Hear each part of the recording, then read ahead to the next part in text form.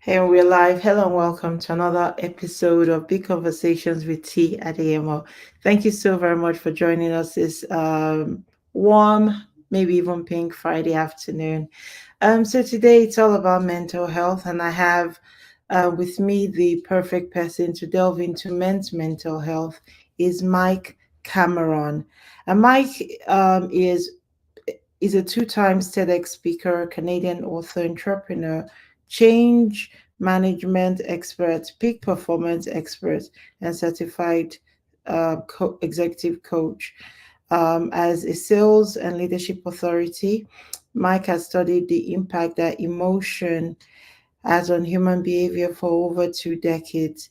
Mike joins us as our guest today on Big Conversations. Good afternoon, Mike. Good, good afternoon. How are you?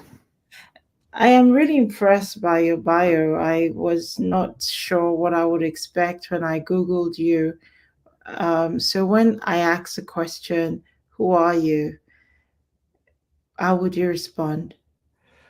Oh man, that's such a loaded question. It's very difficult to answer. Who am I? I'm just a dude that's had some life experience that hopes to make an impact in this world. I'm a father of two adorable kids that, well, not so adorable anymore. They're 23 and 21, so they're still adorable, but they're grown-ups. So I come from a sales and leadership background, have had some experiences in life that have sort of shifted me to wanting to focus on making more of an impact in this world and looking at where I can best use my skill sets to do exactly that. And a large part of that for me now is in the realm of men's mental health. Hmm. For those who are just learning or meeting you for the first time, how did you get into men's mental health, and why is it so important that you've remained in that space, Mike? That's a great question.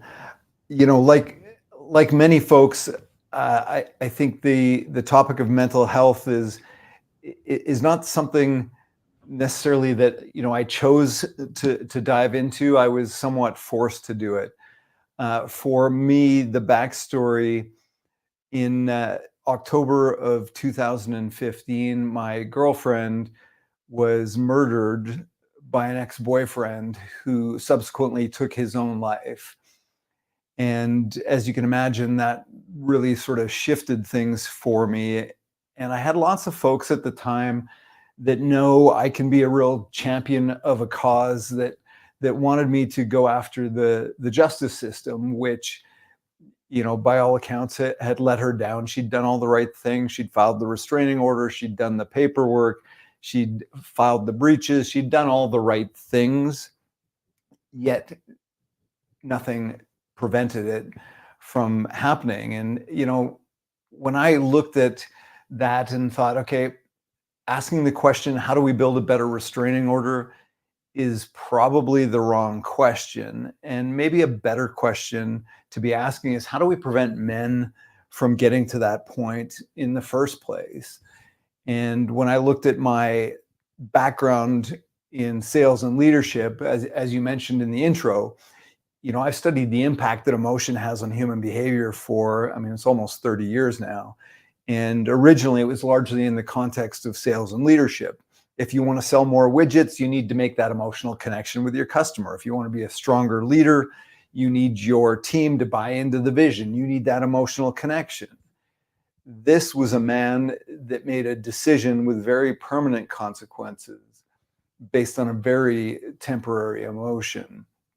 And for the first couple of years that I started working in this space, I was hesitant to call it mental health. And I think that sort of speaks to the stigma of it. With men in particular, if we ask the question, how are you, or how's your mental health? Our vocabulary usually consists of 6 words. Are you good? Yeah, I'm good. And that's the extent of it. So I really focused on the emotional fitness side of the equation.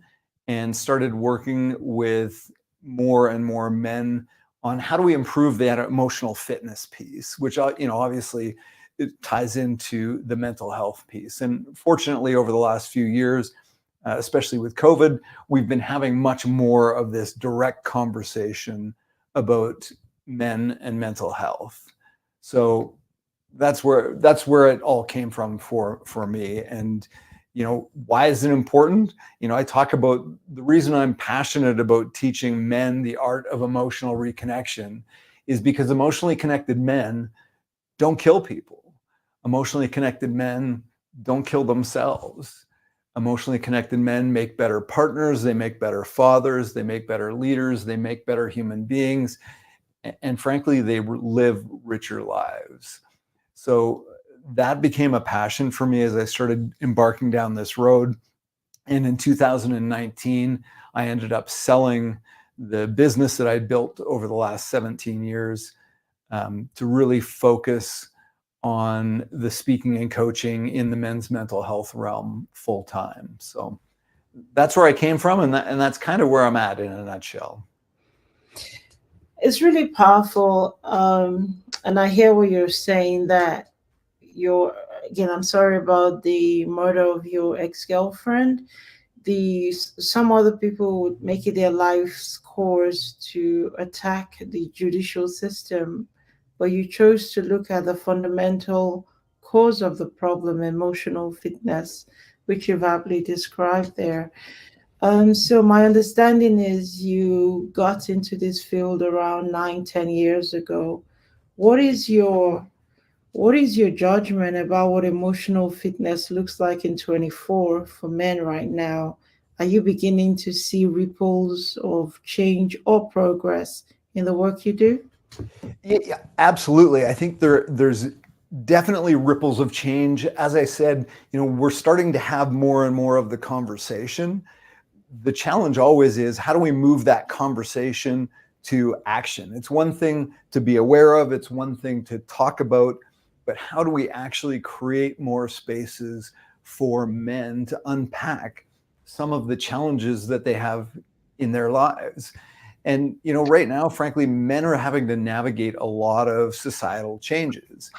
And frankly, there's a lot of unique societal pressures, again, not to take away from our privilege in society as men, and especially me as a middle-aged white dude. I get it, but that doesn't come without a price, so to speak. And when we look at suicide rates, when we look at mental health rates in men, the numbers speak volumes. So I think, yes, we're making ripples, we're having more of the conversations. My hope is that we can create more spaces to have these conversations without judgment, in more detail, and create more supports for men to be able to come forward and have these conversations without shame or stigma. When you talk about shame and stigma, I hear that, and I also know culturally men dwell in their caves in darkness and they speak literally gibberish. And when it comes to putting their emotions into words, they struggle. And as a woman from Neptune, it's really frustrating to understand generally the world that men live in. So I find it quite admirable that you're in this work and you're in this space. So what are some of these changes that happens on the inside of a man that makes it impossible for him to communicate? Because I'm thinking this is one of this is the core really of the problem, and the emotional perception that you will be undermined, your manhood will be challenged if you do or dare say there's a problem with your mind, with my mind, there's something going on. Could you talk to us about some of this trajectory? What goes on? What are these challenges? What are these changes actually? What do we need to know to better deal with? Well, I think you nailed it on your first comment. Is we don't have the vocabulary to articulate a lot of the things that come up. And again, over the time that I've spent looking at how emotions affect, and again, largely in a sales context, we're taught in sales that we buy on emotion and we justify it with logic.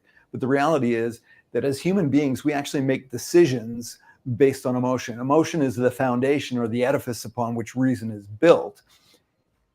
And if we don't understand the underlying emotions that drive the decisions we make, we're screwed.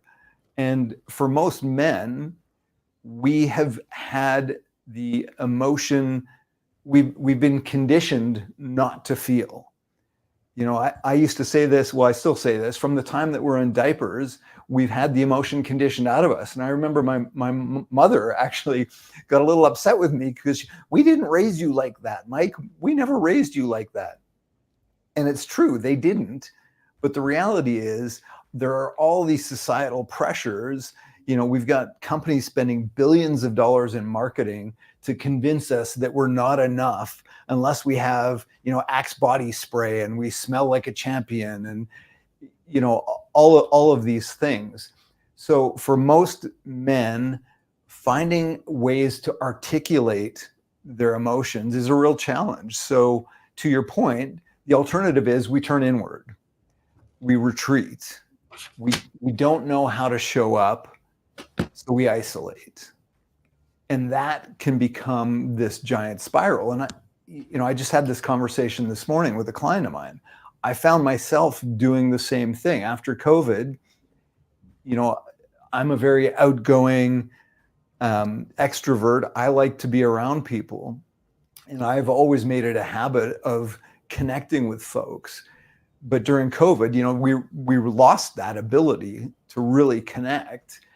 And I have to actively remind myself to get out and make sure I connect. And, one of the things I do is I run a men's group. We meet every second Wednesday and just create that space for guys to come together and literally practice feeling.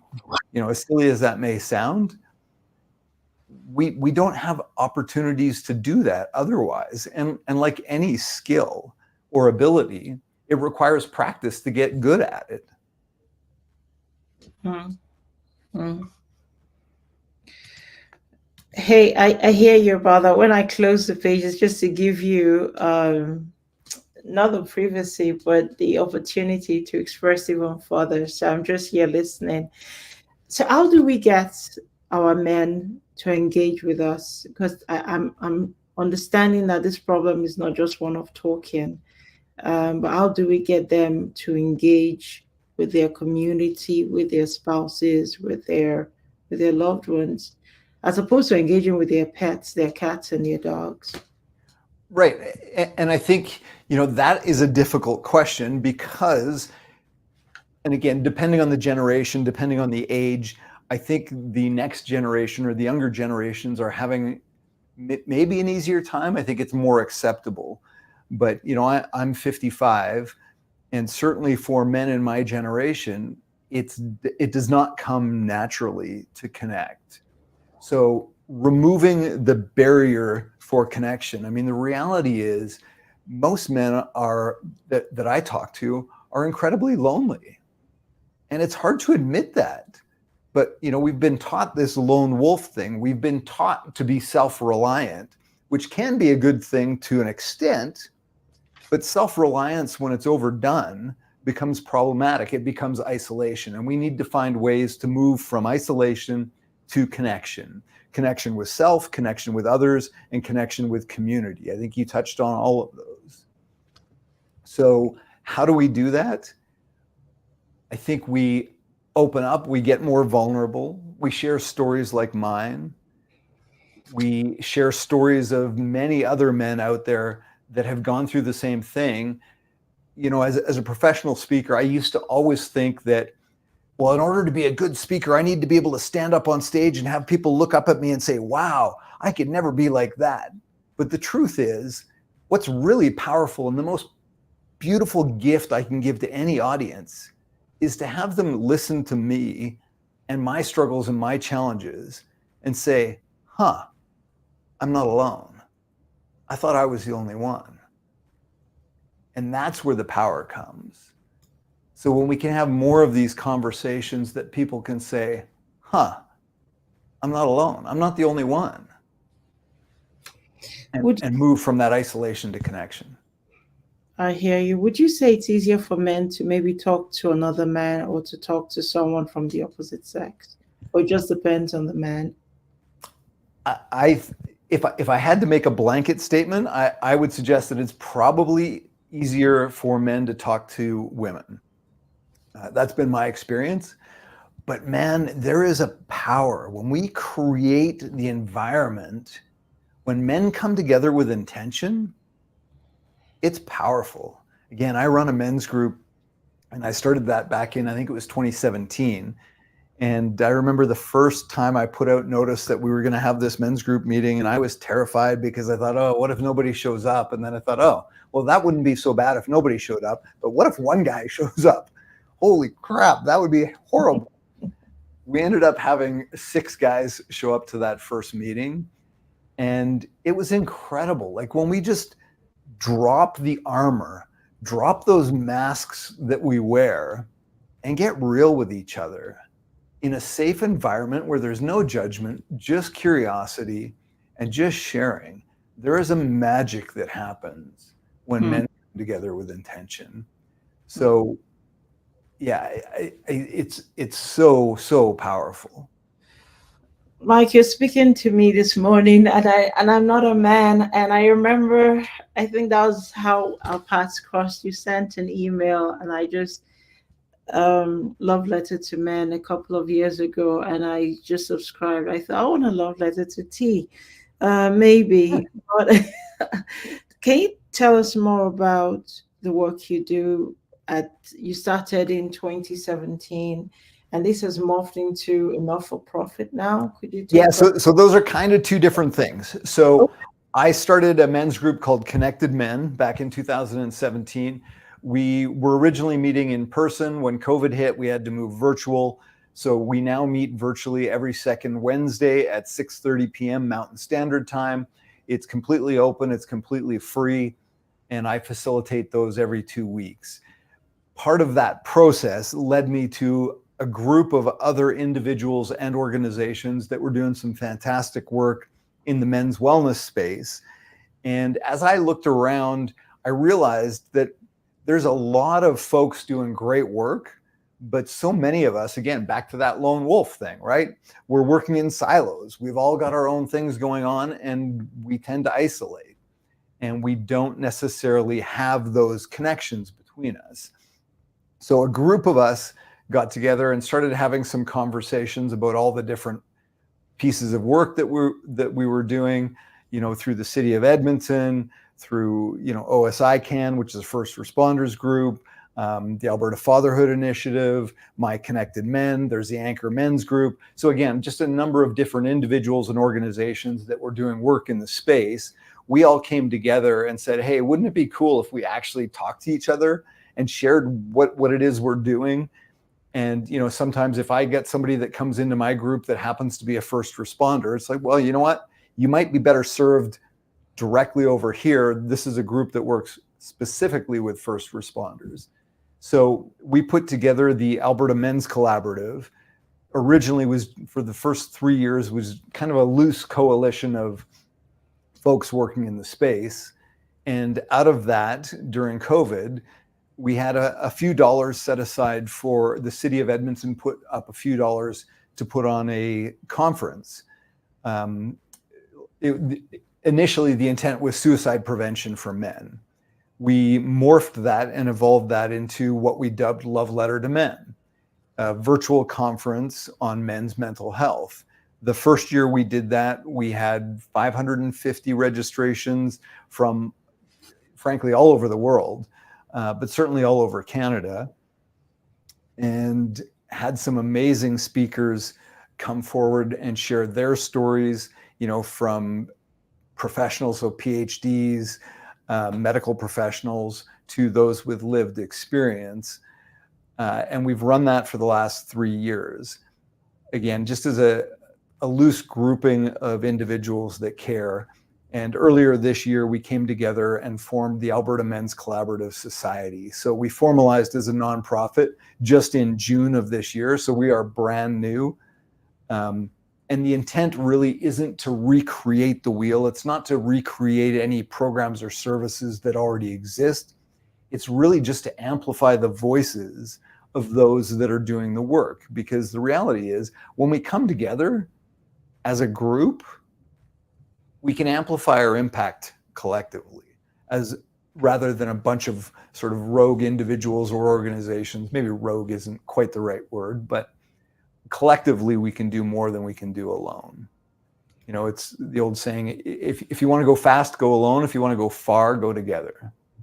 So what are you seeing as progress landmarks for the Alberta Men's Collaborative? Where are you planning to get to, maybe in 12 months, in 2 years, a couple of years down the line? Yeah, well, my hope is that, again, we can continue with the Love Letter to Men. So again, we've run that successfully for 3 years. I would like to amplify the voice of Love Letter to Men. And again, that just is a platform for all of our membership, those working in the spaces in men's mental health, that they can come share their stories, their voices, share what they do with a broader audience. And again, if collectively we can put together a larger audience, it's a win-win for everybody.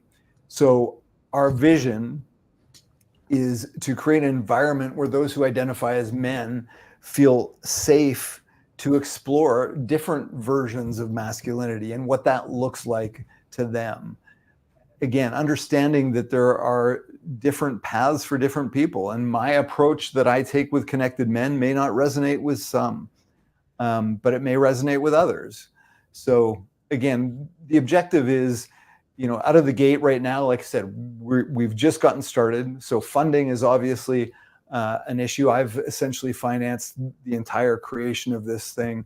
I own part of a digital media company, so we built the website. We did all of that was volunteer, done pro bono. So funding is certainly in our wheelhouse and something we'll need to look at. You know, it's one of those things you'd never really like to talk about because we just want to do the good work. We don't want to have to worry about paying for it. But sadly, that's not how the world works. If you want to do good work, you got to pay for it.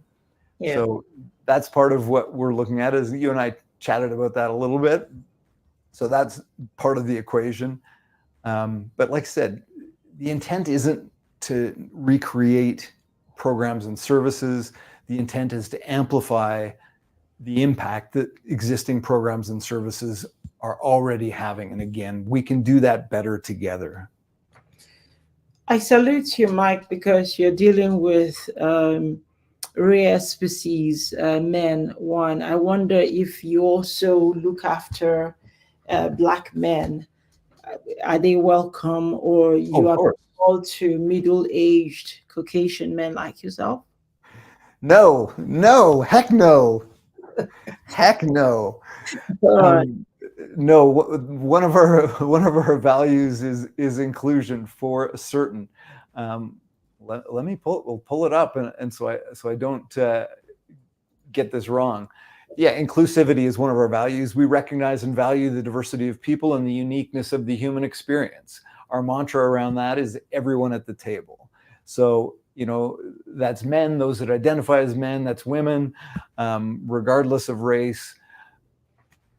We want everybody that cares about men, because, I mean, the reality is,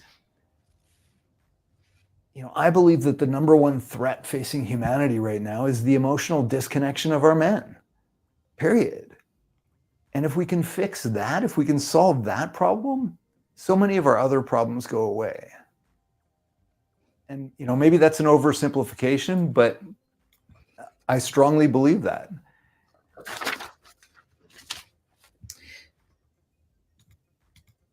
I was sort of expecting you talk more about emotional disconnect of men, but I've got two follow-up questions for you. You talked about the suicide rate of men just a little earlier. I wanted you to maybe expand on what that looks like in Alberta right now. Is it a feeding problem? And then we can talk more about emotional disconnect. Sure. I mean, suicide rates in men, again, I don't have the statistics in front of me, but absolutely it's a problem. I mean, 3 times more men die by suicide than women. You know, I just sorry, I'm going to try not to choke up. So for me, I run ultra marathons. So I run stupid long distances through the mountains. A couple of weeks ago, I just finished a 100-mile ultra marathon, and it was very emotional, very challenging physical feat. So when I crossed the finish line, I was in tears, and my partner was on the other end waiting for me. So she gave me a big hug. She was in tears, and I thought tears of joy at this accomplishment, this thing that we did together. And she stepped back, she held my hand, and sorry, try and keep it together. She shared with me that an acquaintance of ours had died by suicide. She got the call 10 minutes before I crossed the finish line. So yeah, is it a problem? Absolutely. And it's nonstop. It's just nonstop. Everywhere I turn, I think you'd be hard pressed to find somebody that hasn't been impacted by suicide. So yeah, I think that's a huge issue. And again, that connection piece is a big part of it. And how do we reconnect with self, with others, and with community? Mike, I'm desperately sorry to hear about your close friend who passed due to suicide. I'm just wondering what an ideal world would look like for someone like you who works in the space in terms of funding, in terms of resources. What would an ideal world look like for you? Well, ideal world, unlimited resources, unlimited funding. I mean, we need to do what we need to do. I think the challenge is we don't look upstream enough. And again, don't get me wrong, it's like the justice system that we talked about at the beginning. Absolutely, there is work that needs to be done on the justice system. But what if we actually went upstream and, rather than, we've got a leaky dam, rather than trying to stick fingers in the holes in the leaky dam, we actually sent somebody upriver to shut off the water so that it doesn't eventually burst. And so again, while we absolutely need the downstream work to be done, I don't want to take away from that, but I absolutely would like to see more resources focused on the upstream work. And I think we're starting to see that. I think we're starting to have more conversations around that. And again, my hope is that we can bring everybody together that's having those conversations so that we can have one giant collective conversation. Mm. So here's a final question for you, Mike. I am broke, possibly partially unemployed. I'm black, I'm beaten, I'm bruised on the inside. Where do I begin to build again? Plus, I'm a man. Sorry, where do I? How do I build again? How do I build again? Find a community. Find a community. You're welcome to come to my Connected Men's group. We are a fantastic community. There are a lot of different resources out there. My biggest suggestion would be don't isolate. Don't turn away. Turn toward. John Gottman talks about that in relationship, but it's the same thing holds true. When you're beaten down, you're broken, you don't know what to do. I understand and acknowledge how difficult that is, but reach out to somebody, whether it's a friend, whether it's a family member, whether it's a professional. And understanding navigating the system is very challenging and very hard, and it can be incredibly discouraging. But just keep looking for those connections, finding those connections.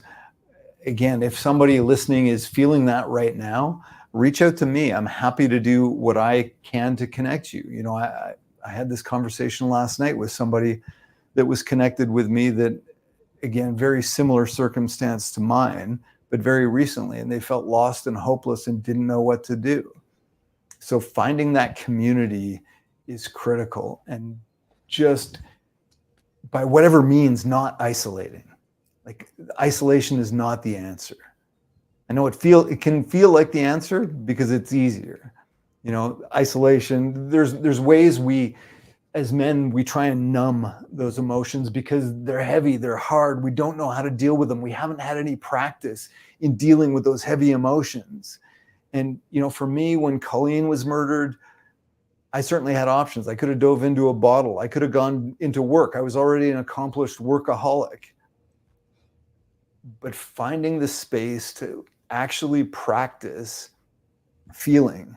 For me, a friend sent me Ram Dass's letter to Rachel. And Ram Dass was an American spiritual teacher from the 70s.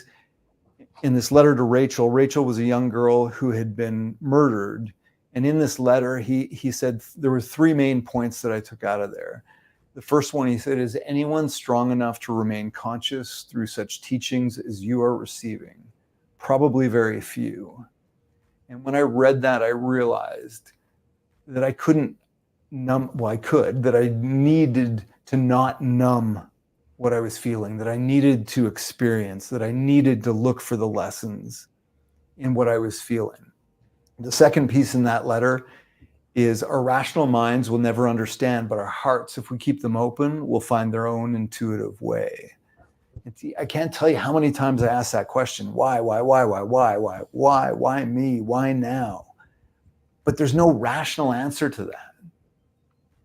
And that could have kept me stuck. I could have got stuck in the why. And instead I switched that to what? What can I do with this? What can I learn from this? What does the world need? Mm. And the last piece, and probably the most powerful, in that letter, he said, now is the time to let your grief find expression. No false strength. And as a man, I tell you, that one hit home.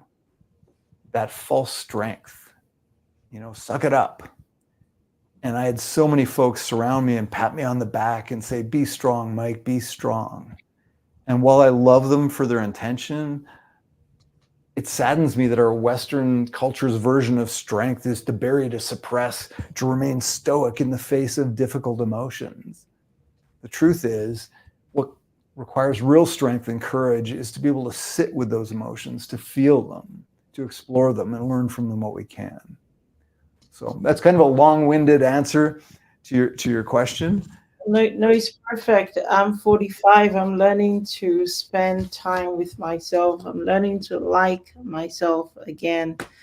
Yeah, I hope it's possible to like even the scars on my own body. But I suppose at this sort of age, you're approaching 50, you have to be real and clear with yourself, with myself. That is so. I see what you're saying, and I appreciate the vulnerability of your journey and of your story. And my own application, when you say you ask why, is what can I do better? What can I learn from my own circumstances, for example? What I'll do after this, I know a friend who needs to hear this. I'm going to email this to him, and I hope he can work with let your grief find expression. Those are very powerful words. Those are very, very powerful healing words. And I genuinely hope that other people would care to listen to all that you have said as teacher, as TEDx speaker. You're very eloquent. But Mikey, if we're honest, 33 minutes wouldn't do us justice, but we have to rest it here, and maybe find other times, maybe plan to do this some other time. Would you have like some final thoughts for anyone who's listening before? Yeah, I mean, for the guys that are listening, if you're struggling, reach out. If you don't know where to reach out to me. I will connect you somewhere. I'm happy to take that email, mike@mikecameron.ca. I'm pretty accessible online. And one of the biggest questions I get asked by women often is, how do I support my man? He won't open up, he won't share. And I understand completely how challenging that is. The reality is, and we touched on this before, there's a couple of things that come into play. We don't necessarily know how to articulate how we're feeling. So it's more than just opening up, creating the space. Tell me how you're feeling, Mike. And my partner and I have this conversation all the time. Tell me how you're feeling. Well, I want to, but I don't know how to.